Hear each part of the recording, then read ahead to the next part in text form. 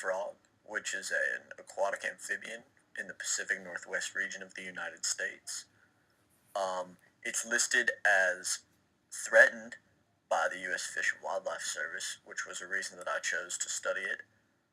I found some interesting information about the final critical habitats through the U.S. Fisheries and Wildlife Service, and I decided that I would take this data and try and determine what are some primary areas that would be good for conservation in order to preserve the population of this species.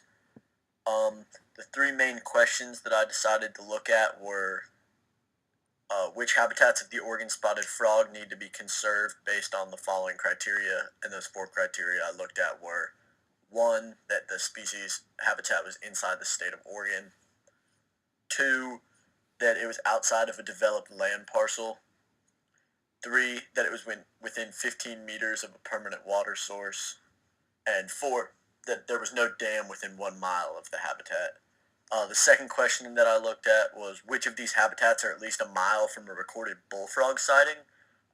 Bullfrog are major threats to the Oregon spotted frog population, and they're an invasive species in the area, so there's only sightings, not definite habitat.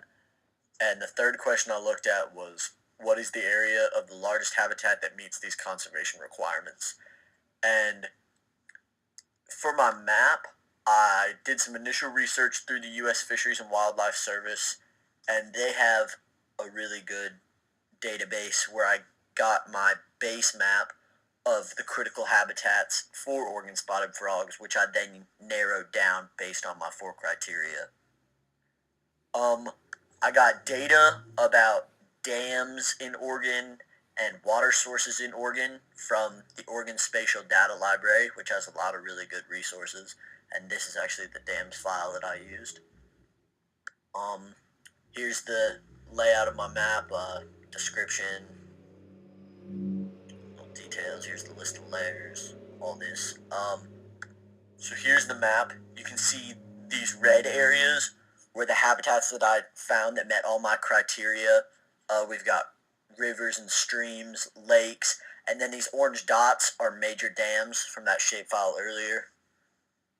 So the initial area took up much more of the space that you're looking at, and I started by buffering my streams and lakes, and then clipping my habitats to those, and then finding the area around dams.